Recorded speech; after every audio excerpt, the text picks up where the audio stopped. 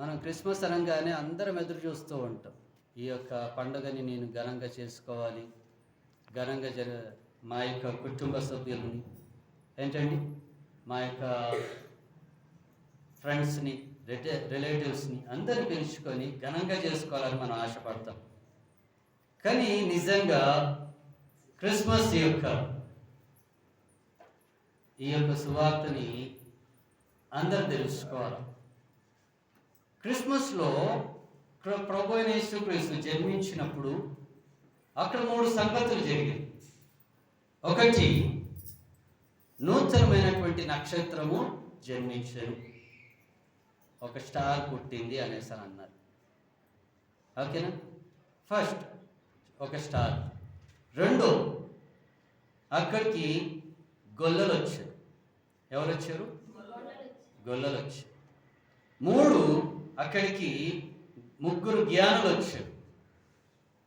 ఈ 3 సంగతులు మనం ఈ రోజున నేర్చుకుందాం. హల్లెలూయా. అయితే అందరు గమనించాల్సింది ఏంటిదంటే, ప్రభు అయిన యేసుక్రీస్తు యొక్క తల్లి మరియా ప్రదానము చేయబడిన తర్వాత ఎవరికి? యోసేపుకి.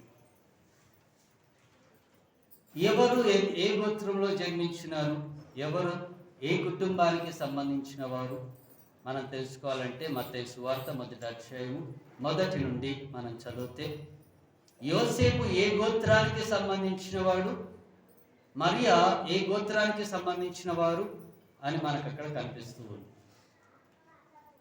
దాని తర్వాత మనం గమనిస్తే ప్రభు అయిన యేసుక్రీస్తు యొక్క జన్మం విధానం ఏంటిదంటే, తల్లి అయినటువంటి మరియా ప్రదానము చేయబడినప్పుడు, మరియా యోసేపుకి ప్రదానము చేయబడినప్పుడు జరిగినటువంటి సంఘటన. ఎక్కడైనా కానీ ప్రదానం చేయబడిన తర్వాత నీది పెళ్ళి అనంటే కనుక ఒక అబ్బాయిది కానీ ఒక అమ్మాయిది కానీ వివాహం చేసేటప్పుడు వారి పెళ్ళి ఉందంటే మనందరికి ఒక ఆచారం ఉంది. ఏంటిదో తెలుసా అండి? ఒకటి పాటిస్తాం. ఏంటిది? మన యొక్క బౌండరీ మనం దాటి వెళ్ళొద్దు. ఏంటి ఆ బౌండరీ? ఏంటిది చెప్పండి ఒకసారి. ఊరిలోకి వెళ్తే కనుక ఈ ఊరు దాటి ఆ ఊరికి వెళ్ళకూడదు అంట. ఊరు దాటి వెళ్ళకూడదు. దాని అర్థం ఏంటి? పొలిమేరలు దాటకూడదు. పెళ్లి కొడుకు కానీ పెళ్లి కూతురు కానీ మనం తయారు చేసినాం అనుకోండి, పొలిమేర దాటి వెళ్ళొద్దు. వీళ్ళు ప్రదానం చేయబడిన వాళ్ళు ఎవరండి? వీళ్ళిద్దరూ ప్రదానం చేయబడినటువంటి వాళ్ళు. అందులోనూ దేవుడు ఇక్కడ చూడండి, ప్రదానం చేయబడిన తర్వాత ఇక్కడ మరియా ఏం చేస్తుంది అంటే కనుక లేఖన భాగాలు తీసుకొని చదువుతూ ఉంది. ఏం చదువుతుందండి? లేఖన భాగాలు తీసుకొని చదువుతూ ఉంది. ఈ రోజున మన పనంతా ముగిసిపోయిన తర్వాత ఎంతమంది బైబిల్ తీసుకొని చదువుతున్నారండి? ఏంటంటే అవునా కదా? పనంతా అయిపోయిన తర్వాత ఓకే నేను చదువుకోవాలి అనేసి ఎవరైనా ఒక బుక్ తీసుకొని చదువుతున్నారా? పిల్లలు వాళ్ళ యొక్క హోంవర్క్ అయిపోగానే చేసేటువంటి ఫస్ట్ పని ఏంటిదో తెలుసా? ప్యాక్ చేసుకోరు. బుక్స్ కూడా ప్యాక్ చేసుకోరు ప్రాపర్గా. గందరగోళంగా పెట్టేసుకొని నేను ఆడుకోవాలి, అంతేనా? పెద్దలు ఆ పనులంతా అయిపోయిన తర్వాత, వాళ్ళ పనులన్నీ అయిపోయిన తర్వాత మనం చేసేటువంటి పనులు ఏంటిదనంటే, ఫస్ట్ థింగ్, ఇంతసేపు చేసినాను, అలిసిపోయినాను కనుక కాసేపు విశ్రాంతి తీసుకోవాలి. సరే, విశ్రాంతి అయిపోయింది, ఆట అయిపోయింది. అప్పటికైనా దేవునికి సమయం ఇస్తున్నామా? మళ్ళీ ఇంకో పని మనం పెట్టుకుంటాం. కనుక ఇక్కడ మరియని చూపిస్తూ ఉన్నాడు. ఇక్కడ ఉన్నటువంటి ఈ యవనస్తురాలు, కన్యకైనటువంటి ఈ స్త్రీ తన పనులన్నీ ముగించుకొని లేఖన భాగాలు తీసుకొని చదువుతూ ఉండగా గాబ్రియలు దూత వచ్చి, దయాప్రాప్తురాలా నీకు శుభం అని మత్తయి సువార్త అక్కడ మాట్లాడుతూ ఉంది. నీకు శుభం అని చెప్తుంది. శుభము అనేసి అని ఎప్పుడు చెప్తారు? ఎప్పుడైనా కానీ వివాహమైన తర్వాత చాలామంది ఎదురు చూసేటువంటి మాట ఏమిటి? ఏదైనా గుడ్ న్యూస్ ఉందా? గుడ్ న్యూస్ అంటే ఏంటిది? ఏంటండి? Are you pregnant? నువ్వు తల్లి కాబోతున్నావా? గుడ్ న్యూస్ అంటే ఇదే మనం ఎదురు చూసి. పెళ్ళైన తర్వాత ప్రెగ్నెంట్ అయ్యావా? అప్పట్లో కూడా ప్రదానం చేయగానే దేవుని యొక్క దూత వచ్చి ఆ స్త్రీతో మాట్లాడుతూ ఉంది. నీకు శుభము అనంటే, నీకు ఒక శుభవార్త ఉన్నది అనంటే, వెంటనే అక్కడ ఉన్నటువంటి మరియా ఏంటి ఆ శుభవర్తమానము అనేసి అని అడుగుతుంది. ఎంతమంది దేవుని యొక్క దూతతో మాట్లాడుతున్నారు? ఈ రోజున మనం ఫోన్ తీసుకొని గంటలు గంటలు మాట్లాడతాం. దేవుని యొక్క దూతతో ఎంతమంది మాట్లాడుతున్నారు? అంటే ప్రార్థన అని చెప్తున్నారేమో. ప్రార్థన కాదు, దేవుని యొక్క దూతనే వచ్చి మాట్లాడుతుందంట. జరగబోయే సంగతులు నీకు చెప్తుందంట. హల్లెలూయా. అయితే ఇక్కడ ఎప్పుడైతే ఆ దూత వచ్చి నీకు శుభమని చెప్పి శుభవర్తమానం అందిస్తూ ఉందో, ఆ శుభవర్తమానం అందుకున్నటువంటి ఆ స్త్రీ, ఆ మరియా ఏమని అంటుందో తెలుసా అండి? ఇది ఎలా సాధ్యము? ఇది నాకెలా సాధ్యము? నేను ఇప్పుడే కదా ప్రదానము చేయబడి ఉన్నాను. నేను ఏ పురుషుణ్ణి ఎరిగిన వాడను కాదు, ఎరిగిన దానిని కాదు. నేను ఎవరితో పడితే వాళ్ళతోటి వెళ్ళిన దాన్ని కాదు. దేవుడు దూత ద్వారా జరగబోయేటువంటి సంగతులన్నీ మరియా చెప్తున్నాడు కనుక మరియా అంగీకరించింది. అంటే నేను షార్ట్గా బైబిల్లో చెప్పబడింది మట్టికే నేను చెప్తున్నాను. ఇంకొన్ని మనం అడిషనల్గా యాడ్ చేసుకుందాం. దూతతో మరియా ఇలా కూడా మాట్లాడి ఉండొచ్చు అన్నటువంటి కొన్ని ప్రశ్నలు మనం యాడ్ చేసుకుందాం. ఇప్పుడు ఈ సంగతి నన్ను చేసుకోవాడికి తెలిసింది అనుకోండి, మరియా అనొచ్చు కదా. ఏంటండి, నన్ను చేసుకునేవాడికి ఈ సంగతి తెలిసింది అనుకోండి, లేఖనాల ప్రకారం ఎవరైనా కానీ ఈ తప్పు చేస్తే రాళ్ళతో కొట్టి చంపమని ఉంది కదా. వ్యభిచారం చేస్తే కనుక రాళ్ళతో కొట్టి చంపమని ఉంది కదా. ఇప్పుడు నేను వ్యభిచారం చేసినట్టే కదా, నా భర్తకు తెలిస్తే నన్ను ఏమంటాడు? ప్రశ్న వచ్చిందా? దూత అడిగి ఉండొచ్చు కదా. అంటే మరియా ఈ యొక్క శుభవర్తమానం విన్న తర్వాత నేను ఏ ఒక్క పురుషుణ్ణి ఎరగను దాన్ని అన్నదంటే ఈ ప్రశ్న కూడా అడిగి ఉండొచ్చు కదా. ఏంటంటే అవునా కదా? ఎవరైనా కానీ అడుగుతారు. అడిగినప్పుడు అక్కడ ఆ దూత అంటుంది, యోసేపు అలాంటి వాడు, అతని గురించి సాక్ష్యం ఇస్తుంది. హల్లెలూయా. అతని గురించి సాక్ష్యం ఇచ్చి అతను అలాంటి వాడు కాదు, జరగబోయే సంగతులు నీకు అన్నీ చెప్తాను అనేసి చెప్పి అన్నీ వివరించిన తర్వాత అప్పుడు ఆ యొక్క మరియా అంగీకరించింది. సరే, నీ చిత్తమే జరుగునుగాక అనేసి చెప్పి దూతను పంపించింది. ప్రదానము చేయబడిన తర్వాత ఈ యొక్క వర్తమానం ఎలాగో అలాగా యోసేపు దాకా అందింది. ఎవరికి అందింది? యోసేపు ప్రదానము చేసుకున్నవాడు కాబోయేటువంటి హస్బెండ్ గనక ఎలాగో అలాగా అక్కడ దాకా వెళ్ళింది, తన చెవున పడింది. అంటే మరియానే చెప్పుండొచ్చు కదా. వేరే వారి ద్వారా అందించేదానికంటే మరియానే వెళ్ళి యోసేపుతో చెప్పుండొచ్చు కదా. వేరే వారికి తెలిసిందంటే సమాజం అంతా కూడా తెలిసిపోతుంది. యోసేపుకు తెలిసిన తర్వాత యోసేపు ఆలోచిస్తూ ఉన్నాడు. ఏమని ఆలోచిస్తున్నాడు?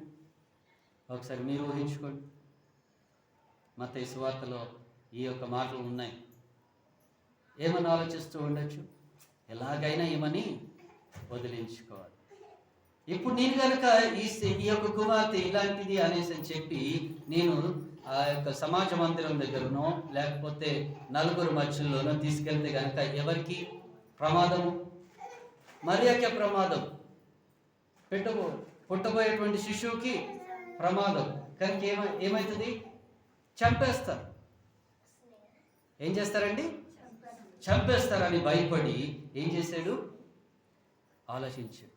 ఎటైనా దూరంగా తీసుకొని వెళ్ళి వదిలేస్తే వీళ్ళిద్దరు సంతోషంగా బ్రతుకుతారు కదా అనుకొని ఆలోచిస్తూ ఉంటే అదే దేవదూత, ఏ దేవదూత అండి? మరియాతో మాట్లాడినటువంటి అదే దేవదూత వచ్చి ఏమని చెప్తుందో తెలుసా? యోసేపు తోటి కలలో, మరియా ఏంటండి, మరియా గర్భము ధరించింది, పరిశుద్ధాత్మ ద్వారానే గాని ఇక ఈ యొక్క నలుగురు వల్ల కాదు. తనని చేర్చుకోవటానికి, తనని పెళ్లి చేసుకోవటానికి నువ్వేమాత్రం భయపడాల్సిన అవసరమో లేదు. ఆమె పరిశుద్ధంగా ఉన్నది గనక ఈ యొక్క జన్మమునకు విధానము ఒక కారణం ఉన్నది. ఏంటి ఆ కారణం అంటే ప్రభు యేసుక్రీస్తు లోకానికి రావలసినదై ఉన్నది. లోకరక్షకుడు భూమి మీదికి రావలసినదై ఉన్నది. లేఖన భాగాల్లో 6వ అధ్యాయంలో, యెషయా 6వ అధ్యాయంలో చెప్పబడినట్లుగా, 9వ అధ్యాయంలో చెప్పబడినట్లుగా, 7వ అధ్యాయంలో చెప్పబడినట్లుగా ఏంటండి, ఆ యొక్క లేఖనాలన్నీ నెరవేర్పవటానికి ఇది ఒక మార్గము దేవుడు ఎంచుకున్నాడు అనేసి అని చెప్పి యోసేపుని మాట్లాడిన తర్వాత యోసేపు అకస్మాత్తుగా లేచి దేవుని యొక్క దూత నాతో మాట్లాడింది, నాకున్న అనుమానాలు తీర్చింది. దేవుడు భార్యాభర్తల్ని ఒక్కటి చేస్తాడు కానీ దూరం చేయడు. ఏంటండి, వాళ్ళిద్దరి మధ్యలో ఉన్నటువంటి అపార్థాలు తీసేస్తాడే కానీ అపార్థాలు పెంచడు. ఏం చేయడండి,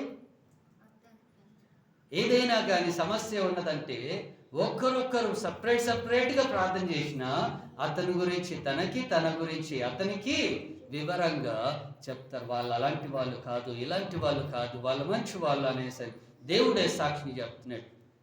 దేవుడు సృష్టించినటువంటి మనుషులందరూ మంచి వాళ్ళే, కానీ బుద్ధి మంచిది కాదు. ఏంటండి, మనందరం ఈ రోజున ఇక్కడ కూర్చొని ఉన్నాం. మనలో మంచితనం లేదా? నిజంగా చెప్పండి, లేదండి? పిల్లలు మీ స్కూల్లో, మీ క్లాస్లో మీ పక్కనున్న వాడికి పెన్నో పెన్సిలో ఏదో ఒకటి ఆగిపోయింది, ఎగ్జామ్ రాస్తున్నాడు. మీ దగ్గర ఉన్నటువంటి పెన్నో పెన్సిలో ఇస్తారా ఇవ్వరా? నాతో పాటు రాయాలి నువ్వు కూడా, ఇది లేదని ఆగిపోకూడదు అనేసి అని రూములో ఉన్నటువంటి ఎవరో ఒకరు ఆ పెన్నో పెన్సిలో, లేకపోతే అక్కడ ఉన్నటువంటి ఆ యొక్క లెక్చరరు, ఆ టీచరు వచ్చి పెన్నో పెన్సిలో అందిస్తారు. రాయి, తొందరగా టైం అయిపోతుంది, ఈ పరీక్షలు నువ్వు కూడా ఒక్కడివి. హల్లెలూయా. పెద్దలు మీరు పని చేసేటువంటి చోట మీకు పని ఎక్కువైపోతూ ఉంటే ఎవరినైనా సహాయం అడిగినప్పుడు సహాయం చేయడానికి ముందుకు వస్తారు. ఎందుకో తెలుసా? నా తోటి వారు ఈ బాధలో ఇక్కడే ఆగిపోకూడదు అంటే ఒక్కొక్కరి దగ్గర సహాయం చేసేటువంటి మనస్తత్వం మనలో ఉంది, లేదని కాదు, అందరం మంచి వాళ్ళమే.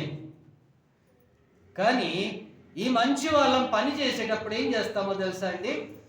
కొన్ని మాటలు మాట్లాడతాం. ఏం చేస్తామండి? కొన్ని మాటలు మాట్లాడతాం. ఏ మాటలు? ఏంటమ్మా ఈరోజు ఎక్కడలేని పనంతా నీకే పెట్టిండు సారు అని అంటే మనం అనుకుంటాం, సార్ నా మీద పని చేస్తున్నానో చేయట్లేదనో ఎవరో ఫిర్యాదు చేసి ఉంటారు పైన, కనుక నేను ఎట్లా పని చేస్తున్నాను అనేసి అని ఒక చిన్న పరీక్ష పెట్టినాడేమో అనేసి మనం అంటే ఎవరు పెట్టుండొచ్చు? ఏంటండి, ఎవరు పెట్టుండొచ్చు? అనుమానం ఎవరు పెట్టుండొచ్చు? ఇటు పోతుంటే ఎవరైనా వచ్చినారా? నువ్వు చేస్తుంటే ఎవరైనా, నువ్వు ఒక 10 నిమిషాలు కూర్చుంటే ఎవరైనా చూసినారా అనేసరి చిన్న చిన్న ప్రశ్నలు అనుమానానికి తీసుకొని వెళ్ళి ఎక్కడ లేనటువంటి అనుమానాలు తెచ్చుకొని ఆ కంపెనీలోనూ లేకపోతే ఆ యొక్క వర్క్ స్పేస్లో నీకున్నటువంటి స్వతంత్రాన్ని నువ్వే కోల్పోతావు. హల్లెలూయా. ఏం కోల్పోతావు? నీకున్నటువంటి స్వాతంత్రము కోల్పోతావు. అప్పుడు నువ్వు ఒక బానిసగా తయారవుతావు. దేనికో తెలుసా? ఇప్పుడు నేను చెప్పినటువంటి ఈ మాట తను తీసుకెళ్ళి ఎక్కడ ఏం చెప్పొద్దు అన్నటువంటి భయం. హల్లెలూయా. ఇటువంటివి అన్నీ జరుగుతూ ఉన్నాయి. కనుకనే భార్య భర్తల మధ్యలో దేవుడు సమాధానాన్ని తీసుకొస్తాడు కానీ కలహాలు తీసుకుంటాడు. హల్లెలూయా. కనుకనే దేవుడు గాబ్రియల్ దూతకి ఒక డ్యూటీ అప్పచెప్పినాడు, మరియా మరియు యోసేపు. వీళ్ళిద్దరిని ప్రదానము చేయబడిన దగ్గర నుంచి ఆ యొక్క శిశువు జన్మించేంత వరకు తోడుగా ఉండినాడు.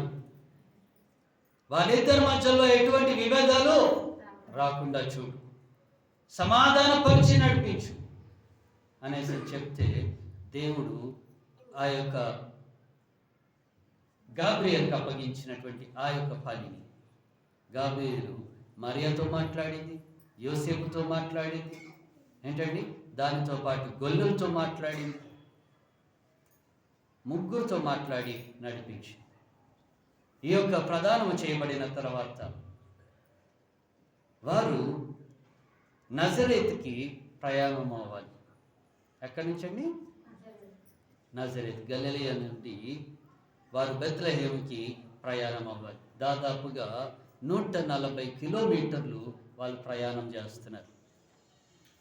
హల్లెలూయా. మరియాని తీసుకొని యోసేపు తీసుకొని వెళ్ళిపోయాడు.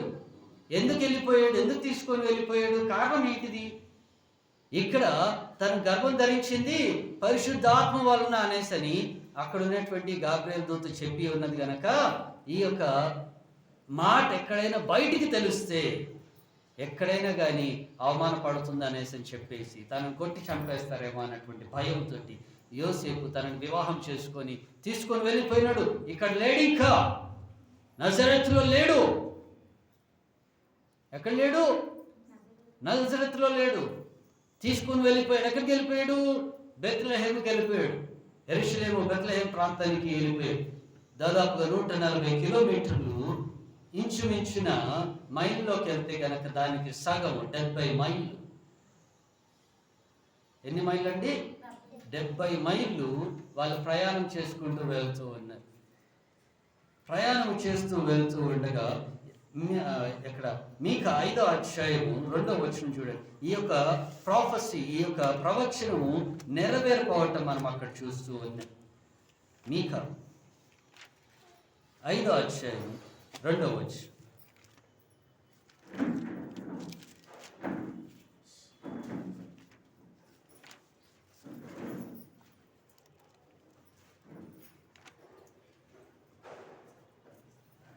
But you, Bethlehem. చదువుతారు ఎవరైనా?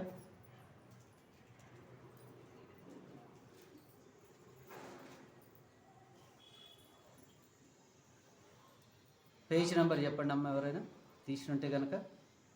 నా దగ్గర తెలుగు బైబిల్ లేదు. త్వరగా. ఆ కొరకు ఇజ్రాయిల్లో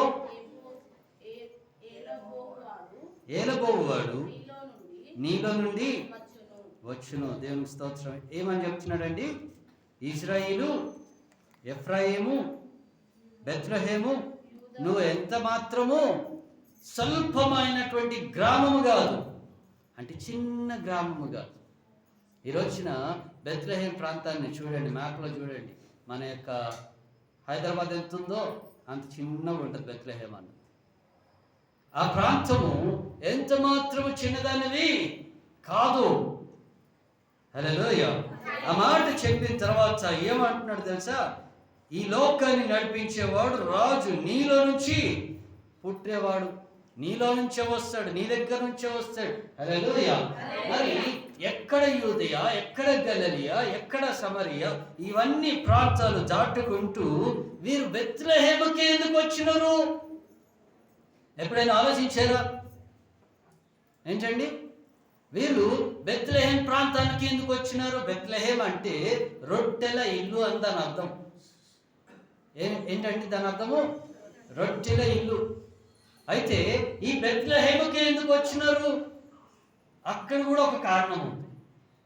వీళ్ళు బెత్లెహేం ఎందుకు వచ్చినారు చెప్తా. హల్లెలూయా. అయితే మనము లూకా సువార్త 2వ అధ్యాయంలో మనం చదివినటువంటి మాట అనుసారంగా చూస్తే కనుక, లూకా సువార్త 2వ అధ్యాయం, అక్కడ యేసుక్రీస్తు జన్మించిన తర్వాత అక్కడికి కొంతమంది గొల్లలు వస్తూ ఉన్నారు.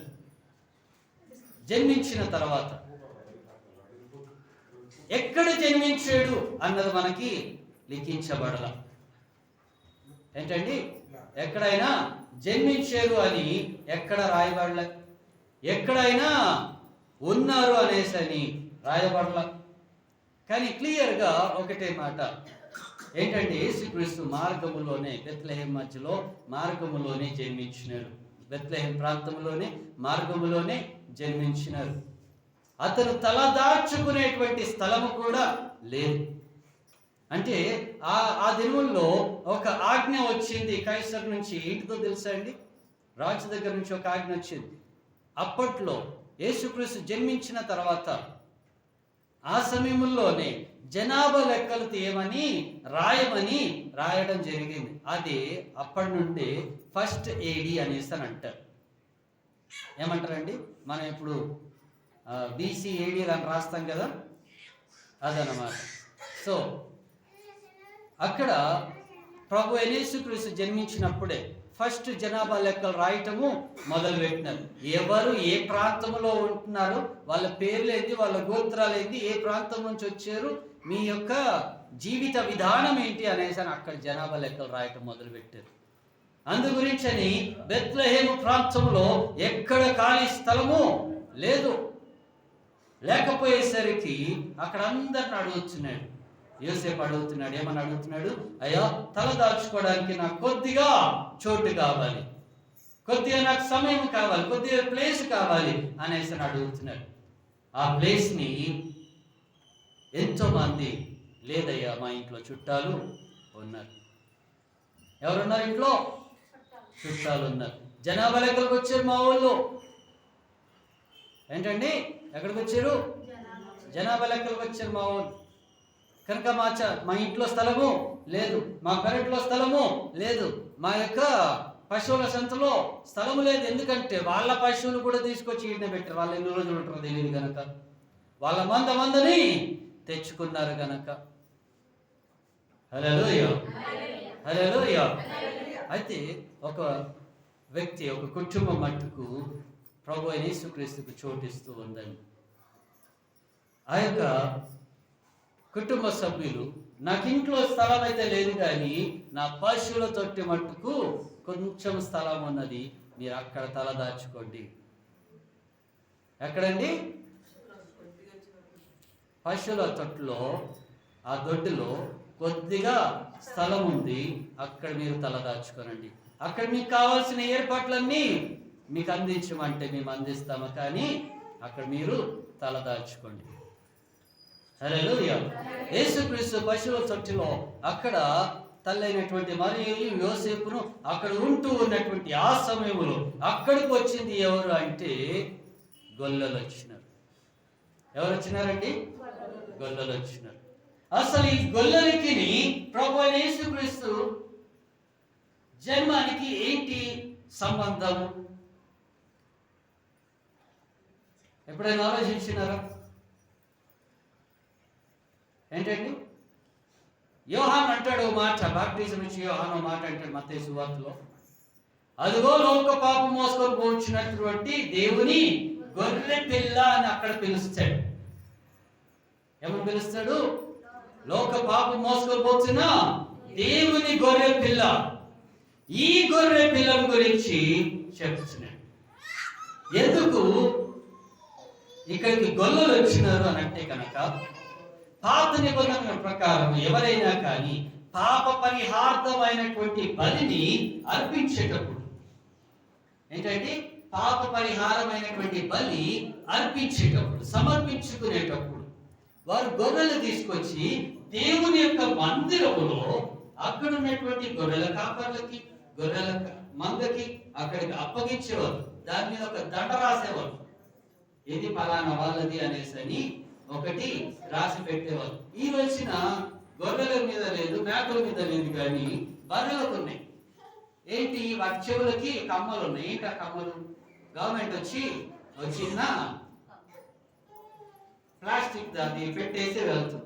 ఇది ఎవరిది, ఇది ఎక్కడుంది, ఇది ఏం చేస్తుంది అనేసి, ఏ ఊరిది, ఎవరి దగ్గర ఉండేటువంటి ఈ బర్రె ఈ రోజు ఇక్కడ ఎందుకు ఉంది అనేసి చూసుకోవడానికి.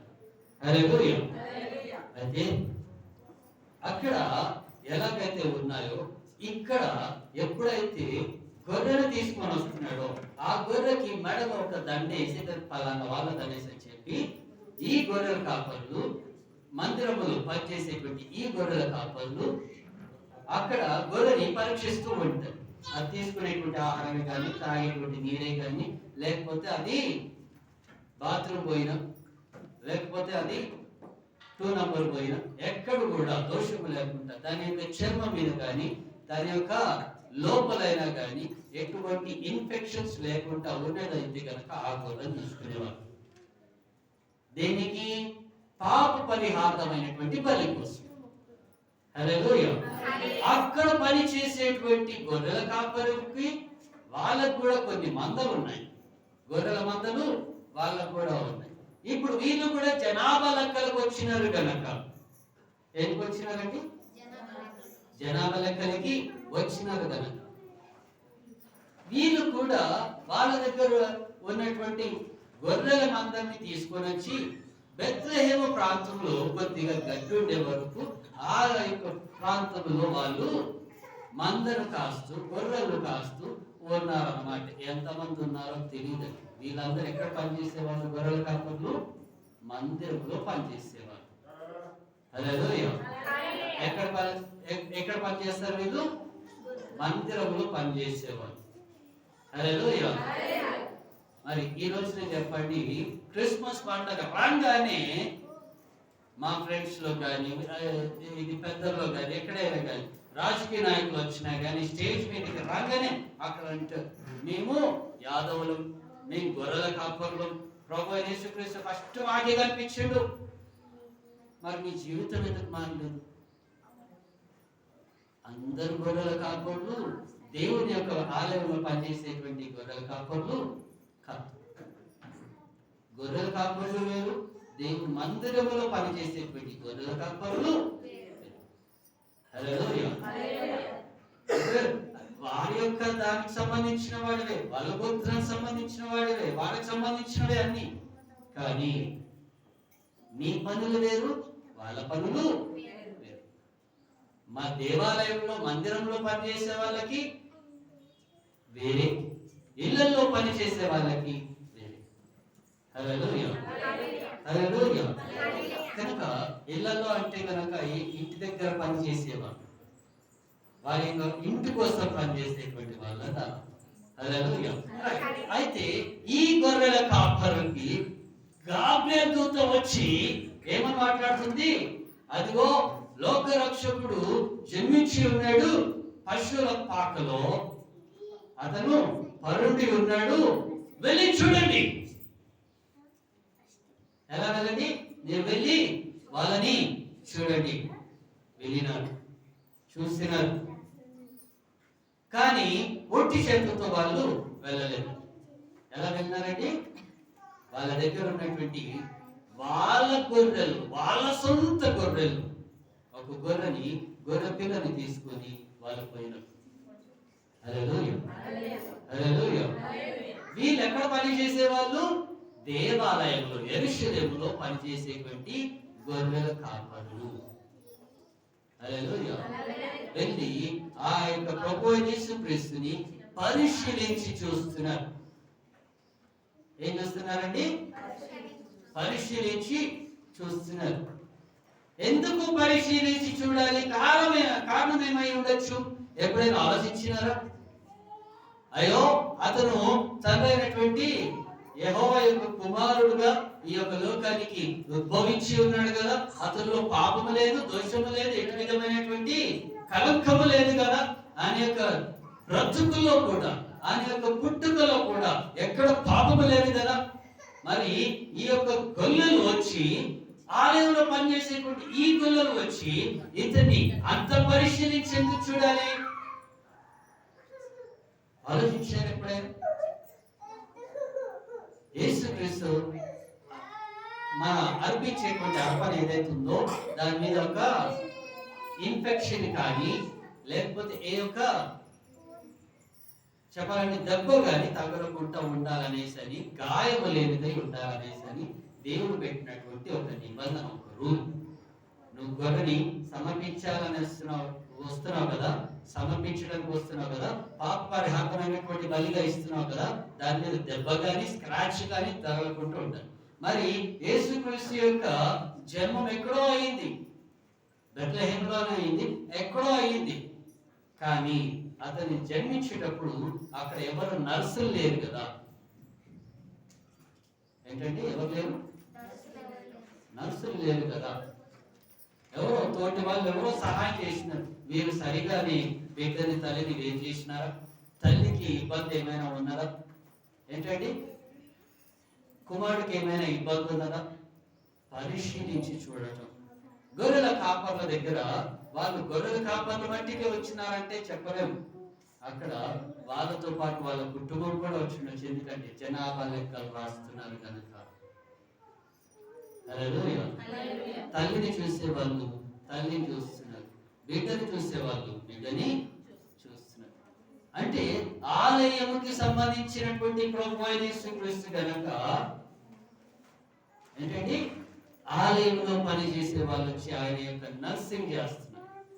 హల్లెలూయా. ఇప్పుడు అర్థమైందండి గొల్లలు ఎందుకు వచ్చినారు? ప్రభువైన యేసుక్రీస్తు బెత్లెహేమునే ఎందుకు ఎంచుకున్నాడంటే ఆ రోజున జనాభా లెక్కలు రాసే సమయం ఉన్నది కనుక ఇక్కడికి అనేకమైనటువంటి వాళ్ళు ఆలయంలో పనిచేసే వాళ్ళు బెత్లెహేముకి వస్తారు కనుక ఆయన ఎంచుకున్నటువంటి స్థలం కూడా బెత్లెహేము. ఈ రోజున మన మ్యాప్ను సరిగా చీలిస్తే గనక బెత్లెహేమ్ అన్నది సెంటర్ వ్యూలో ఉంటుంది. హల్లెలూయా. కనుకని ప్రభు యేసుక్రీస్తు అక్కడ జన్మించటానికి చూడు ఏంటండి. దాని తర్వాత కొద్ది కాలం అయిన తర్వాత అక్కడికి ఎవరు వచ్చారు విజిటర్స్ గా అంటే కనుక ప్రభు యేసుక్రీస్తు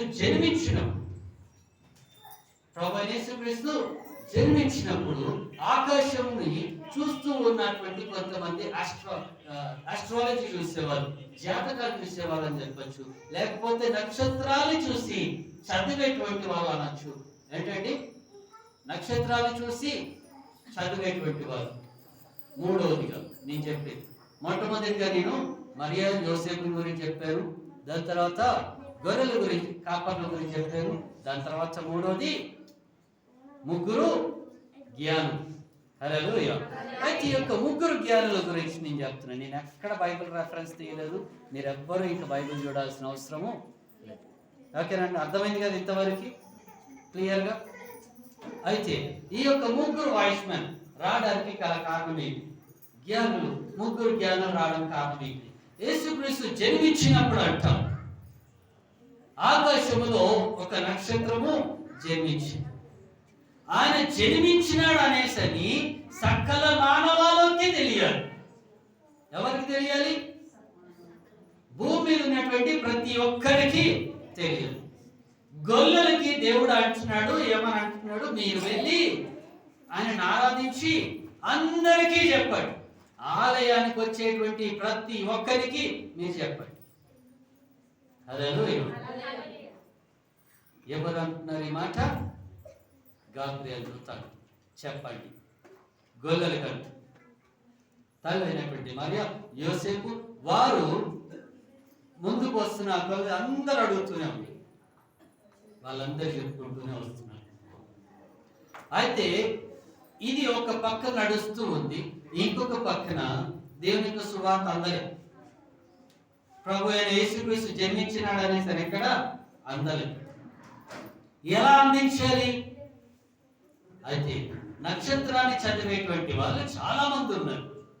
చుక్కల్ని చదివేటువంటి వాళ్ళు నక్షత్రాన్ని చూసి ఏంటంటే ఏం జరగబోతుంది అనేసి కొద్దిగా ఐడెంటిఫై చేసి చెప్పే వాళ్ళు చాలా మంది ఉన్నారు కనుక ప్రభు అయిన యేసుక్రీస్తు గురించి ఒక సూచన, ఒక నక్షత్రాన్ని దేవుడు పుట్టించినాడు. ప్రభు అయిన యేసుక్రీస్తు పుట్టడం, నక్షత్రం పుట్టడం ఒకటేసారి జరిగింది. ఆ రోజుల్లో గొప్ప గొప్ప వాళ్ళు అనేకులు పుట్టినారు. వాళ్ళు పుట్టినప్పుడు ఈ నక్షత్రాలు కూడా పుట్టి ఉంటాయి. అందు గురించి అనేసని ఈ యొక్క జ్ఞానులు ఏం చేస్తున్నారు? ఎక్కడైనా నక్షత్రం జన్మించింది అనుకోండి, ఒక మహానుభావుడు జన్మించాడు అనేసి, ఒక రాజు జన్మించాడు అనేసి ఆ ప్రాంతానికి వెళ్ళిపోతుండేవాడు. ఎక్కడ పుట్టాడు, ఎలా పుట్టాడు, ఏ ప్రాంతంలో పుట్టాడు, ఆ నక్షత్రం ఎటు ఏ దిక్కున చూపిస్తూ ఉంది అనేసి దాన్ని చదువుతూ వెళ్ళేటువంటి వారు. అలా తూర్పు దేశపు జ్ఞానులు అనేసి చెప్పబడుతుంది. తూర్పు దేశం నుండి వచ్చినటువంటి జ్ఞానులు అంటే యెరూషలేము నుండి మనము తూర్పు వైపుకి చూస్తే, యెరూషలేము నుండి తూర్పు వైపున మనం చూస్తే అక్కడ ఫస్ట్ వచ్చేది, ఈ రోజుల్లో ఫస్ట్ వచ్చేది ఇరాన్ వస్తుంది, దాని తర్వాత కువైట్ వస్తుంది, దాని తర్వాత ఏంటిదండి ఆఫ్ఘనిస్తాన్, దాని తర్వాత పాకిస్తాన్ వస్తుంది. ఇంతవరకు మనం చూస్తే గనక ఎక్కడ కూడా ఈ యొక్క నక్షత్రాన్ని చూసి చదివేటువంటి వాళ్ళు చాలా తక్కువ మంది, ఎక్కువ మంది కాదు. కానీ దీని తర్వాత నుండి ఇండియా కానీ, నేపాల్ కానీ, లేకపోతే భూటాన్ కానీ, లేకపోతే చైనా కానీ, రష్యా కానీ, ఇవన్నీ నార్త్ ఈస్ట్ సైడ్ వస్తూ ఉంటాయి. ఈస్ట్ ప్లస్ నార్త్ ఈస్ట్ కలిసి ఉన్నది కనుక ఎక్కువ నక్షత్రాలని చూసేవాళ్ళు, చదివేవాళ్ళు ఎవరంటే చైనా దాకా చూస్తారు. రష్యా చూడదు, చదవదు కూడా. రష్యాకి అంత ఇంట్రెస్ట్ కూడా లేదు. హల్లెలూయా. ఆ రోజుల్లోనే కాదు, ఈ రోజుల్లో ఇప్పటికీ అది స్టార్స్ ని రీచ్ అవ్వాలి అనేసి వాళ్ళు అంత నేర్చుకోవాలి, స్టార్ని చూడాలి, చదవాలి, దానికి పేరు పెట్టాలనేసి వాళ్ళు ఇంట్రెస్ట్ చూపించారు.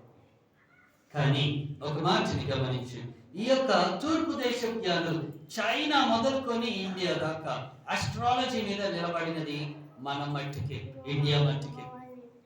India, Nepal, Bhutan, China, Myanmar ఈ ప్రాంతాల్లో ఎక్కడ ఏ జ్ఞాని, 3 జ్ఞానులను రాయబడి ఉంది, కానీ ఎంతమంది జ్ఞానులు వచ్చారో తెలియదమ్మా. ఏంటండి, వాళ్ళు కదిలినటువంటి ప్రాంతం అంతా చూసుకుంటూ వస్తే కనుక ఏ ప్రాంతం నుండి ఎంతమంది కదులుతున్నారో ఎవరికి తెలియదు. కానీ శ్రేష్టమైనటువంటి బహుమానం ఇచ్చింది 3 గనక ఈ 3 జ్ఞానులు అనేసి రాయబడి ఉంది. కానీ ఎంతమంది జ్ఞానులు వచ్చారో మనకు తెలియదు.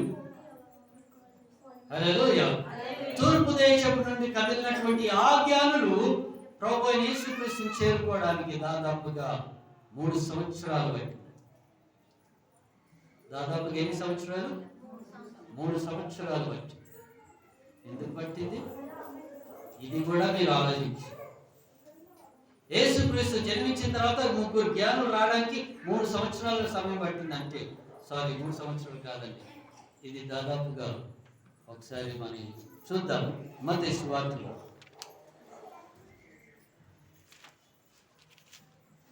అక్కడ రాయబడి ఉంది, ఈ యొక్క 3 జ్ఞానులు వచ్చినప్పుడు వారికి ప్రభువైన యేసుక్రీస్తుకి వాళ్ళు సమర్పించుకున్నటువంటి ఆ యొక్క బంగారం, ఆ యొక్క ఇది 2వ అధ్యాయం.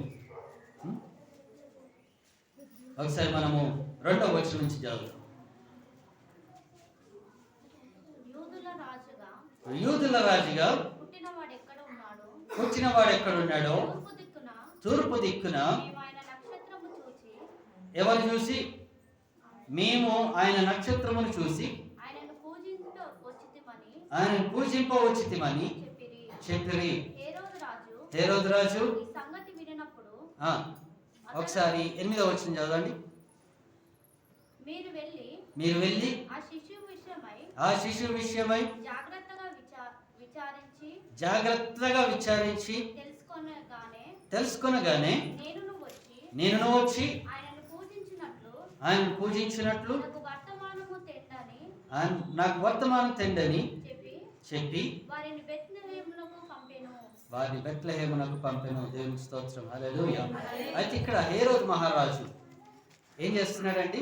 వాళ్ళు బయలుదేరి వచ్చిన తర్వాత హేరోదు మహారాజుని కలుస్తున్నాడు. ఇగో ఇక్కడే పుట్టినాడు కదా, ఇదే ప్రాంతం కదా, ఈ రాజు ఇక్కడికే సంబంధించిన వాడు అనేసి ఆ యొక్క హేరోదు రాజుని కలిసి తనతో మాట్లాడుతున్నారండి. ఏంటంటే ఎవరిని కలిసి మాట్లాడుతున్నారు? హేరోదు రాజునే కలిసి మాట్లాడుతున్నారు. మాట్లాడుతూ ఉన్నటువంటి ఆ సమయంలో రాజుకు వచ్చినటువంటి అనుమానం, ఆయన దగ్గర కూడా ఉన్నారండి జ్ఞానులు. ఈ రోజున ఒక సీఎంఏ కావచ్చు, ఒక పిఎం కావచ్చు, లేకపోతే రాష్ట్రంలో ఉన్నటువంటి ఏ రాజకీయ నాయకుడి దగ్గర అయినా కానీ జ్ఞానులు ఉంటారు. ఎవరి దగ్గర ఏం మాట్లాడాలి, ఎవరు ఏమి చేయాలి, ఎవరి దగ్గర ఎలా నడుచుకోవాలి అనేసి వాళ్ళు ఒక పేపర్ మీద రాసి వాళ్ళకి ఇస్తారు. నాయకులకు నిజంగా తెలియదు ఎవరి దగ్గర ఏం మాట్లాడాలనేసి. వాళ్ళకి ఈ జ్ఞానులు ఏం చేస్తారు? రాసిస్తారు. కనుక వారు ఆ పేపర్ను తీసుకొని వాళ్ళు రాసింది చదువుతూ ఉంటారు. వాళ్ళు కూడా సొంతగా కొన్ని సెల్ఫ్గా కొన్ని మాటలు కలిపి అక్కడ చెప్తూ ఉంటారు. ఆ జ్ఞానం చెప్తారు ఎవరి దగ్గర ఎలా ఉండాలి, ఎలా నడుచుకోవాలి, ఏ విధంగా ముందుకు వెళ్తే నీకు లాభసాటిగా ఉంటుంది అనేసి. కనుకని ఇక్కడ కూడా ఈ రాజు దగ్గర కూడా, హేరోదు రాజు దగ్గర కూడా జ్ఞానులు ఉన్నారు, అందరిని పిలిపించాడు. ఈ యొక్క విషయం నీకెందుకు తెలియలేదు? రాజుకు వచ్చినటువంటి డౌట్.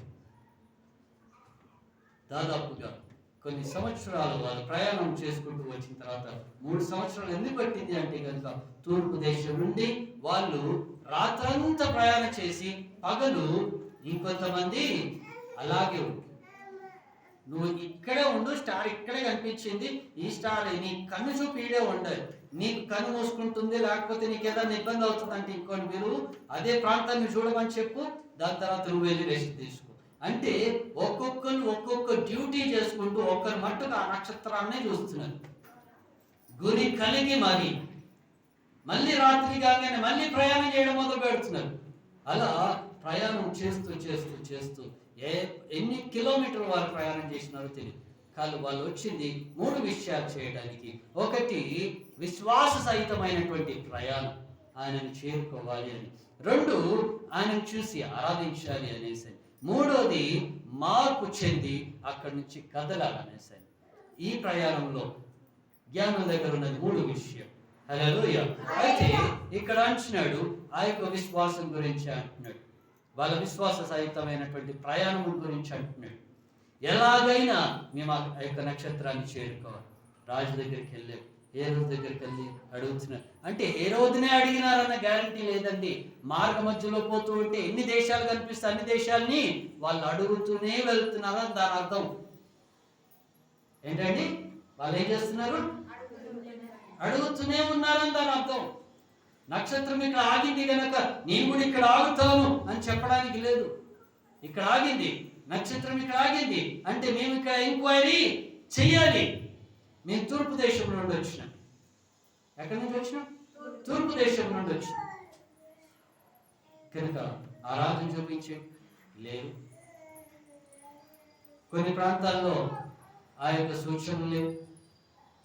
ఏంటంటే కొన్ని ప్రాంతాల్లో వాళ్ళ పిల్లలు కలిగి ఉండకపోవచ్చు, కొన్ని ప్రాంతాల్లో పుట్టినారు కానీ ఆడపిల్ల అయి ఉండొచ్చు, దానికన్నా ముందే పుట్టుండొచ్చు, దాని తర్వాత పుట్టుండొచ్చు, చెప్పలేదు. వాళ్ళు ఆ నక్షత్రం పుట్టినటువంటి డేటు, టైము, సమయము వాళ్ళు రాసుకుని ఉండొచ్చు వాళ్ళ కాగితాల్లో. ఈ రోజుల్లో మనం అంటే క్రిస్మస్ నిజంగా December 25th అంటే కనుక ప్రశ్న వేస్తే నన్ను అడిగితే కనుక కాదని నేను అంటాను. ఏంటండి? ఎందుకంటే వాళ్ళు ఈ యొక్క December 25th పెట్టడానికి ఈ యొక్క స్కాలర్స్ అందరు కలిసి ఎందుకు పెట్టినారు అనేసి ఒక్కసారి ఆలోచిస్తే కనుక, స్కాలర్స్ బైబిల్ చదివినటువంటి వాళ్ళందరూ ఈ యొక్క డేట్నే ఎందుకు ఎంచుకున్నారంటే, గొల్లలంట చలికి వణుకుతూ ఏం చేస్తున్నారండి? మంటని వేసుకున్నారు, చలిని కాపుకుంటూ ఉన్నారు. చలిని ఆపుకోవడానికి మంటను పెట్టుకున్నారు కనుక అది చలికాలమేమో. ఇసుకలో అది ఎండాకాలమే కానీ చలికాలమే కానీ. ఎడారి ప్రాంతంలో ఇసుకలో నువ్వు ఉంటే కనుక నీకు చలి పెట్టుద్ది. పగలంతా వేడిగా ఉంటుంది, రాత్రి అయ్యేంత వరకు దానంత చలిగా ఇంకోటి ఉండదు. హల్లెలూయా. కనుక దేవునికి వాక్యం సెలవిస్తుంది. ఏమని అంటున్నారండి? క్లియర్గా వాళ్ళు చలిమంటను పెట్టుకున్నారు కనుక అది శీతాకాలమేమో అనుకొని, మనకి ఇక్కడ డిసెంబర్లో మనకి ఎక్కువ చలిగా ఉంటుంది. అన్ని దేశాల్లో డిసెంబర్లో మంచు పడుతుంది, చలి ఎక్కువ ఉంటుంది కనుక ఇది డిసెంబర్ ఏమో అనుకొని పెట్టారు అంతే, అంతకన్నా ఎక్కువ గ్యారెంటీ లేదు. కానీ ఈ యొక్క తూర్పు దేశ జ్ఞానులు ఫలానా రోజున, ఫలానా సమయాన, ఫలానా స్టార్ జన్మించింది అని వాళ్ళు రాసుకొని ఉండొచ్చు. ఆ యొక్క దాన్ని బట్టి వాళ్ళు వెళ్ళి అడుగుతున్నారు. ప్రతి ఒక్క రాజ్యంలో అడుగుతున్నారు. వాళ్ళకి ఎదురైనటువంటి ప్రతి ఒక్క రాజ్యం. హేరోదు ఆశ్చర్యపోయినాడు ఈ మాట వినంగానే. చివరాఖరిగా హేరోదు దగ్గరకు వచ్చి అడిగే వరకు ఏమంటున్నారండి? అయ్యా, నిజంగానే ఒక రాజు జన్మించినాడు, ఆ నక్షత్రం జన్మించిందంటే రాజు జన్మించినాడు. కుట్ర వేయడం మొదలు పెడుతున్నాడు. నీ సీటు గండం ఉందంటే నువ్వు వదిలేస్తావండి? ఏంటండి? ఆలోచించండి ఒకసారి. మీరు సార్కి ఎంతో ప్రియులైనటువంటి వాళ్ళు మీ ప్లేస్లో ఇంకొకరు వచ్చి మీ మీద అధికారం చేస్తున్నారంటే మీరు ఓకే అంటారా? లేదు కదా. మీ ప్లేస్లో మీరు ఒక మేనేజర్ పోస్ట్ ఉండొచ్చు, మిమ్మల్ని ఒక ప్లేస్ కిందకి దించి మిమ్మల్ని అసిస్టెంట్ చేసేసి ఆయన జనరల్ మేనేజర్ అయినారు అనుకోండి, మీకు ఎలా ఉంటుంది? బాధ ఉంటుంది. రాజుకు కూడా కలిగినటువంటి బాధ అది. నేను రాజుగా ఉండగా ఇంకొక రాజు ఎందుకు? అదే యొక్క సంఘటన మనం ఎక్కడ చూస్తున్నామంటే, ఇశ్రాయేలీయులు తొందరపడి దేవుణ్ణి అడుగుతున్నారు, మాకు రాజు కావాలి, మా రాజ్యానికి కూడా ఒక రాజు కావాలి, ఇశ్రాయేలీయులు కూడా ఒక రాజు కావాలని దేవుణ్ణి ప్రెషరైజ్ చేయగా దేవుడు ఏం చేసినాడు? అక్కడ ఉన్నటువంటి సౌలు రాజుగా ఎంచుకున్నాడు. తప్పైంది. దేవుడు తనని తీసేసినాడు. తర్వాత వెంటనే దేవుడిని ఎవరు పెట్టుకున్నాడు? దావీదును పెట్టుకున్నాడు. హల్లెలూయా. కనుక వాక్యం సెలవిస్తుంది చూడండి, ముగ్గురు జ్ఞానులు తెలుసుకొని అక్కడికి వచ్చిన తర్వాత హేరోదు కూడా అంటున్నాడు ఏమని, మీరు వెళ్ళి విచారణ చేసి మాకు కూడా చెప్పండి, మేము కూడా వచ్చి ప్రభువైన యేసుక్రీస్తుని ఆరాధన చేస్తాం. హల్లెలూయా. ఈ మాటలు చెప్పిన తర్వాత వెంటనే అక్కడ ఏం జరుగుతుందంటే, నక్షత్రం మరలా అక్కడి నుంచి కదిలి బెత్లెహేం ప్రాంతానికి వచ్చి ఆగుతూ ఉంది. ఆ యొక్క జ్ఞానులు ఎంతమంది వచ్చారో తెలియదు, కానీ మూడు బహుమానాలు తెచ్చారనేసి రాయబడి ఉంది. ఈ రోజున ఈ మూడిటి సంగతి నేను మీకు వివరంగా చెప్తాను. ఈ రోజుల్లో మన ఇళ్లలో కూడా ఎవరైనా చిన్న పిల్లలు జన్మించినప్పుడు 21 మనం చేసేటప్పుడు మనం వాళ్ళకి పెట్టేటువంటి గిఫ్ట్ ఏంటిది? వెండి పెడతాం, బంగారం పెడతాం, బట్టలు పెడతాం. ఇంకొంతమంది అయితే కనుక పిల్లల కిట్ దొరుకుతుంది కదా, ఆయిల్, పౌడరు, ఫేస్ క్రీములు, ఇవన్నీ తీసుకెళ్ళి మనం ఆ కిట్ ఇస్తాం. ఏంటండి, అంతేనా? ఈ శ్రేష్టమైనటువంటి బహుమానాలు పిల్లలకు బాగా పనికి వస్తుంది అనేసి వాళ్ళ క్షేమము కోసం అని మనం ఇస్తాం. అదే ఇంకొన్ని రోజులు అయిన తర్వాత వాళ్ళ ముందు బంగారం పెడతాం, డబ్బు పెడతాం, కత్తి పెడతాం, పుస్తకం పెడతాం. ఇంకొంతమంది పుస్తకం పేరు బైబిల్ పెడతాం. బాబు నువ్వు టాకు, నువ్వు ఏది పట్టుకుంటే అది ఫస్ట్ రన్నింగ్ రేస్ పెడతాం. మళ్ళీ ఆ రేసులో ఎవరు ఉంటారండి? వాడు ఒక్కడే పరిగెత్తాడు, గెంటుతాడా, గొల్లుతాడా, పొరుగు దండాలు పెట్టుకుని పోతాడా దిగు. నువ్వు వెళ్ళి ఏది ముట్టుకుంటావో నేను చూడాలి. ఏంటంటే బాబు డిసైడ్ చేసేది, పాప డిసైడ్ చేసేది. వాళ్ళు ఎదగనియండి ఫస్ట్, వాళ్ళకి మంచి చదువు బుద్ధి రానియండి ఫస్ట్. హల్లెలూయా. వాడు పొరపాటుని వెళ్ళిపోయి బదులు కొట్టుకున్నాడు, అబ్బో వాడు బాగా ఎదుగుతాడు. పెద్ద అయిన తర్వాత వాళ్ళు మొద్దు తయారైతే ఏంటండి? అవునా కదా? ఆలోచించి వాడు పొరపాటున కత్తి ముట్టుకున్నాడు అనుకోండి, అబ్బో వీడు కత్తి ముట్టుకున్నాడు అంటే కనుక పెద్ద షెఫే, ఏమవుతాడు? పెద్ద వంటగాడే. ఏంటండి? డబ్బు ముట్టుకుంటే చెప్పదు, అబ్బో పిస్తున్నారు. అదే బంగారం ముట్టుకుంటే అబ్బో బంగారం లైఫ్ ఉంది అబ్బాయికి. అబ్బాయికి ఆ ఏజ్లో ఏమి తెలియదండి, పిల్లలకి ఏమీ తెలియదు ఆ ఏజ్లో. మన సంతోషం కోసం ఆ రన్నింగ్ రేస్ పెడతాం. ఏంటండి? ఆ రన్నింగ్ రేస్ ఆ చిన్నోడు ఎంత కష్టపడి, చిన్నది కష్టపడి పాకుతుంటే మనం మటుగా కమాన్ చేరప్ చేరప్ చేరప్ లైఫే అది. గుర్తుపెట్టుకోండి, చిన్నగా ఉన్నప్పుడే మనం పిల్లల్ని చూసి మనం నవ్వుతున్నాము. పెద్దయ్యాక వాడు కష్టపడుతుంటే ఇంకొకటి నవ్వుతాడు. దాని అర్థం అది. హల్లెలూయా. అందుకే ఇంకా ముగ్గురు జ్ఞానులు ఏం చేసినారు? వాళ్ళు ఎంతమంది ఎన్ని బహుమానాలు ఇచ్చారో తెలియదు, ఎంతమంది వచ్చారో తెలియదు, కానీ శ్రేష్టముగా ఇచ్చింది ఎవరు అంటే ముగ్గురు అనేసి అని అంటున్నాడు. ఆ ముగ్గురులో ఒకటి బంగారము, రెండోది సాంబ్రాణి, మూడోది బోలు. బంగారము రాజుకి చిహ్నంగా నిలబడుతుంది, సింబలైజ్ రాజు అనేసరి. అందుకని మనకి పిల్లలు పుట్టినప్పుడు వాళ్ళ బంగారం ఉంగరాలు పెడతాం, చైన్ పెడతాం, కమ్మలు పెడతాం. ఎందుకని? అబ్బాయి అయితే కనుక ఉంగరాలు చైన్ పెడతాం, అమ్మాయి అయినా చైన్ కమ్మలు పెడతాం. ఎందుకని? వాళ్ళు ఒక రాజులాగా బతకాలి, ఒక రాణిలాగా బతకాలి అని ఆశ మనది. హల్లెలూయా. ఏంటండి? అవునా? అయితే రెండోది సాంబ్రాణి ఇస్తున్నాడు. సాంబ్రాణి ఎందుకు ఇస్తారు? ఇప్పటికీ పిల్లలు పుట్టిన దగ్గర ఏం చేస్తారంటే పెద్దలు సాంబ్రాణి పోగేస్తారు. ఎందుకని? వాళ్ళ దగ్గరలో ఏ కీటకాలు ఉండకూడదు. ఈగ కానీ దోమ కానీ దుమ్ము కూడా కలుషితమైనది వాళ్ళ దగ్గరకు రాకూడదు. అంటే తూర్పు దేశ జ్ఞానులు అంటే ఎవరు? ఇప్పుడు ఆలోచించారు. అటు సైడ్ వెళ్తే నిజంగా అది ఎత్తరు లేదో తెలియదు. యెరూషలేములో మటుకు ధూప నైవేద్యాలు పెట్టాలనేసి అని బైబిల్లో ఉందని కనుక ధూపములు ఎత్తాలనేసి అని మనకు తెలుసు అక్కడ. కానీ ఇక్కడ వేస్తారన్నది మటుకు తెలియదు. ఎందుకు ప్రభు అయిన యేసుక్రీస్తుకు ధూపం ఇస్తున్నారు, ఎందుకు ఈ సాంబ్రాణి ఇస్తున్నారు, ఎందుకు పొగ ఇవ్వమంటున్నారు అంటే గనక అది ఒక విధమైనటువంటి ప్రార్థనని దేవునికి తెలియపరచడానికి. హల్లెలూయా.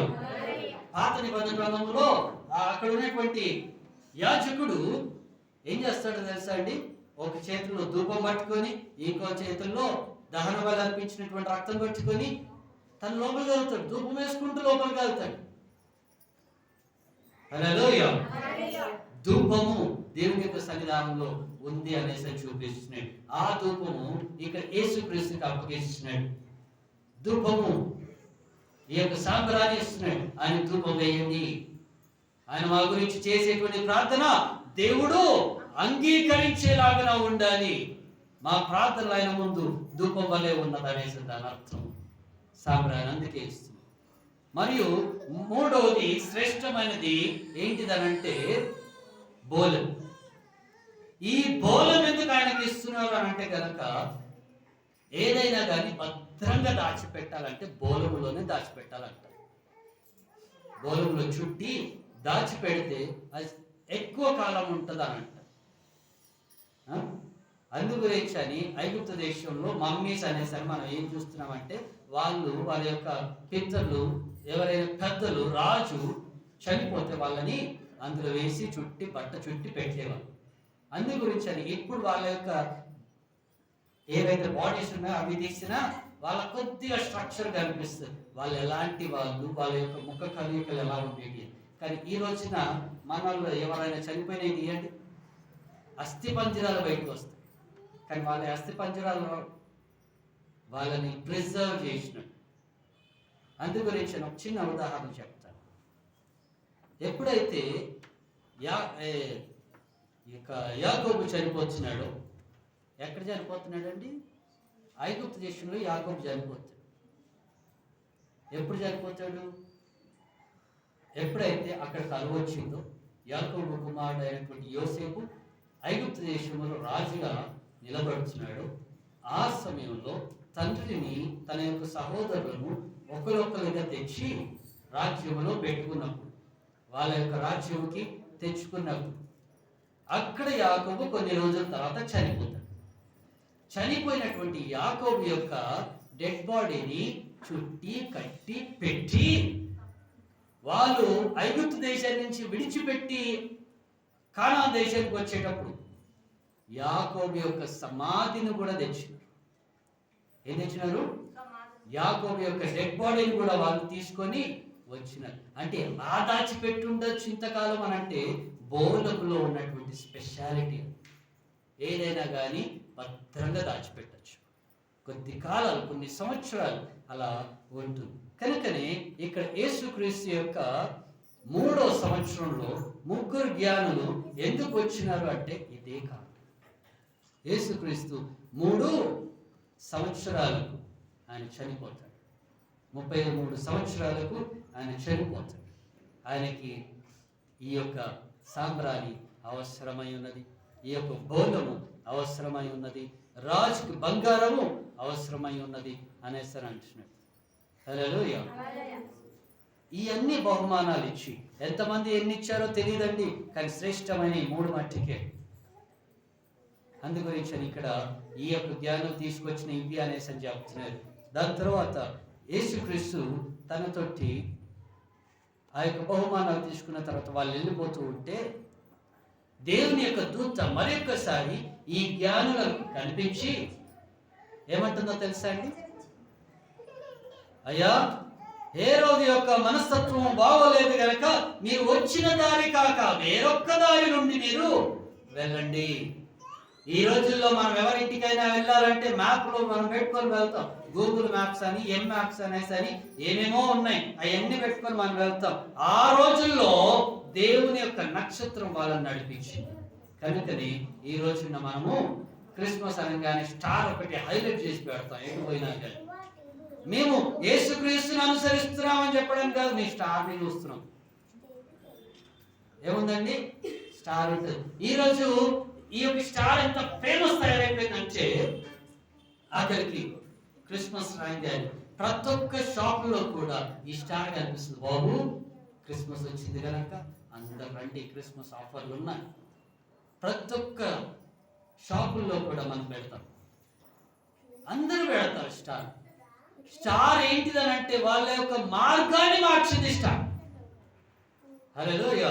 నీ చేతి రేఖల్లో స్టార్ ఉంటే నువ్వు కనుక నువ్వు స్టార్ అయిపోతావు అనేసారి అంటే కనుక లేదండి, ఆయన నీ జీవితంలోకి వస్తే స్టార్. ఏంటండి? ఆయన నీ జీవితంలోకి వస్తే స్టార్. ప్రభువైన యేసుక్రీస్తు జన్మంలో ఆయన పుట్టినప్పుడు 3 సంగతులు జరిగాయి. ఒకటి, స్టార్ జన్మించింది. 2, దేవుని యొక్క మందిరంలో యెరూషలేములో పనిచేసేటువంటి వాళ్ళు ఎక్కడికి వచ్చారండి? బెత్లెహేము ప్రాంతంలో వాళ్ళు గొర్రెలు కాసుకుంటూ ఉన్నారు. 3వది, 3 జ్ఞానులు వచ్చినారు. హల్లెలూయా. 3వది 3 జ్ఞానులు వచ్చినారు. ఈ 3 జ్ఞానులు 3 బహుమానాలు తీసుకొచ్చినారు, శ్రేష్టమైనది.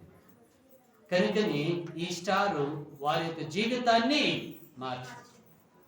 దేవుని మాట వింటే నీ జీవితం కూడా ఒక స్టార్ లాగా తిరుగుతుంది. హల్లెలూయా. మన స్టార్ని చూసి ఓ స్టార్ స్టార్ స్టార్ అని మనం చెప్పుకుంటే అనడం కాదు. నీకు ఇష్టమైనటువంటి హీరోని చూసి సూపర్ స్టారు అనేసి మనం చెప్పుకుంటూ తిరగటం కాదు. You will be the star when you follow Jesus. Hallelujah. నువ్వు యేసుక్రీస్తు వెంబడిస్తే నువ్వు ఒక స్టార్ లాగా తయారవుతావు. దేవుని మాటలు దీవించుని గాక. మరి ఈ సమయంలో మనందరం మోకరించినట్లయితే చిన్న ప్రార్థన చేస్తా, ముగించుకుందాం. చిన్న ప్రార్థన చేస్తా. మహోన్నతుడా, మహాగణుడా, సర్వశక్తిమంతుడా, అద్భుతుడా, సంబుద్ధుడా, రాజుల రాజా, ప్రభుల ప్రభువా, నిత్యుడికి తండ్రి, సమాధానాధిపతి, నీకు వందనాలు. అయ్యా, ఈ లోక రక్షకుడిగా నీవు జన్మించిన ప్రతి ఒక్కటి తూర్పు దేశం నుండి వచ్చినటువంటి 3 జ్ఞానులు ఆ యొక్క రాజ్యములు చెప్పుకుంటూ వారు కదులుతూ ఉన్నారు. ఎంతమంది జ్ఞానులు వచ్చారో తెలియదు, కానీ 3 జ్ఞానుల మట్టుకు శ్రేష్టముగా కనిపిస్తూ ఉన్నారు. 3 బహుమానాలు శ్రేష్టముగా కనిపిస్తూ ఉన్నాయి. ఎంతమంది ఎన్ని బహుమానాలు ఇచ్చారో తెలియదు, కానీ అయా ఆ బహుమానాలు ఇచ్చిన వారి యొక్క జీవితాన్ని అయా క్షేమకరమైనటువంటి మార్గంలో నడిపించిన వాళ్ళకి ఏ కీడు రాకుండా ఎంత క్షేమంగా అయితే వారు తూర్పు దేశం నుండి వచ్చినారో అంతే క్షేమంగా తూర్పు దేశానికి తిరిగి నడిపించినారు. అయా అదే విధముగా గొల్లలు తండ్రి, మందిరములో పనిచేసేటువంటి గొల్లలు తండ్రి, వాళ్ళని తీసుకొని వచ్చి బెత్లెహేములో పెట్టినారు. ఆ గొల్లలు తండ్రి మిమ్మును ఆయతరాశనాన పరిశీలించి అయ్యా మీ దగ్గర ఏ పాపము లేదు, ఈ గొర్రె మంచిదని చెప్పి అయ్యా యోహాను భక్తుడు తండ్రి బాప్టిజం ఇచ్చే ముందే ఇదిగో లోక పాపం మోసుకొని వచ్చిన దేవుని గొర్రె పిల్ల అని పిలిచి లోకానికి పరిచయం చేసినటువంటి ఆ యొక్క పిలుపు నాయన, అటు పిలుపుని బట్టి నీకు వందనాలు. ఆ పిలుపుని తండ్రి పొందుకున్నటువంటి ప్రతి ఒక్కరిని బట్టి ప్రార్థిస్తున్నాను. మిమ్మల్ని వెంబడించేటువంటి తన రాజా ప్రతి ఒక్కరిని మీ చేతులకు అప్పగిస్తూ ఉన్నాను. అయ్యా మిమ్మల్ని వెంబడిస్తే వారి జీవితంలో నాయన ఒక స్టార్ వాళ్ళే మారుతాయనేసి అన్నారు. ఇక్కడున్న ప్రతి ఒక్కరూ ఒక స్టారే కనుక, మిమ్మల్ని వెంబడించేటువంటి ప్రతి ఒక్కరూ ఒక స్టారే కనుక అయ్యా మీరు బలపరిచి నడిపించండి, మీరు స్థిరపరిచి నడిపించండి. ప్రత్యేకంగా ఈ సమయంలో అయ్యా ఎలాగైతే తండ్రి మరియను యోసేపును ప్రదానం చేయబడిన తర్వాత ఈ రోజుల్లో మనుషులమైనటువంటి మాకు ఒకరి మీద ఒకరికి అనేకమైనటువంటి అనుమానాలు ఉండగా మీరు మట్టుకు ఎటువంటి అనుమానము లేకుండా వాళ్ళని క్లియర్ చేసి నడిపించినారు. బట్టి మీకు వందనాలు. ఒకరిని చెంతపరిచినప్పుడు నేను వారిని ఏమాత్రం నేను చేయనన్నా అయ్యా వారి మధ్యలో ఉన్నటువంటి ఆ యొక్క అపార్థాలను తీసేసి సమాధానపరిచి నడిపించారు. ఈ రోజుల్లో మిమ్మల్ని అంగీకరించినటువంటి ప్రతి ఒక్క జీవితంలో ఎక్కడైతే అపార్థాలు ఉన్నాయో అపార్థాలు తీసివేయి అయ్యా. ఎలాగైతే గొల్లలు మీ దగ్గరకు వచ్చినారో మిమ్మల్ని పరిశీలించిన ఆయన ఇది సత్యమే అనేసి అని అన్నారో, మేము కూడా వాక్యాన్ని చదివి ఇది సత్యమే అని తెలుసుకుంటూ సహాయం దయచి అయ్యా. ఎలాగైతే తండ్రి జ్ఞానులు తండ్రి మిమ్మల్ని వెంబడించినారో, మీ నక్షత్రాన్ని వెంబడించినారో, మేము కూడా మీ అడుగు జాడలను వెంబడించి మీకు శ్రేష్టమైనటువంటి బహుమానాలు తండ్రి. ఆత్మ అన్నది ఒక శ్రేష్టమైనటువంటి బహుమానం కనుక ఒక నూతనమైనటువంటి ఆత్మను తీసుకొని వచ్చేటకు సహాయం దయచి. ఏ ఒక్క ఆత్మ నశించిపోవడం మీకు ఏమాత్రం ఇష్టం లేదన్నాను అయ్యా. మీరు నాయన ఆరోహణం అయ్యేటప్పుడు ఒక మాట అన్నారు, మీరు లోకములోకి వెళ్ళి సర్వమానవాళికి ఈ సువార్తను ప్రకటించమన్నారు. భూమి అగాంతం వరకు వెళ్ళి సువార్తను ప్రకటించమన్నారు. తండ్రి కుమార పరిశుద్ధ నామములో వారికి బాప్టిజం ఇస్తూ నడిపించమన్నారు. నేను మీకు ఏ సంగతులు బోధించునో ఆ సంగతులు మీరు తిరిగి వారికి బోధించమన్నారు అయ్యా. మరి ఈ రోజున మీ సువార్తని అందుకున్నటువంటి ప్రతి ఒక్కరిని మీ చేతుల్లోకి అప్పగిస్తూ మీరు బలపరిచి స్థిరపరిచి నడిపించి మా ఆత్మకు తన రాజైన అవసరమైనటువంటి శక్తిని మాకు దయచేయండి. ప్రార్థన శక్తిని దయచేయండి. వాక్య నడిపింపును దయచేయండి. పరిశుద్ధాత్మ నడిపింపును దయచేసి మీరు తోడుగా నేను నడిపించమన్నారు. యేసుక్రీస్తు పరిశుద్ధ నామములో అతి విధిగా బ్రతిమలాడి వేడుకుంటున్నాము తండ్రి.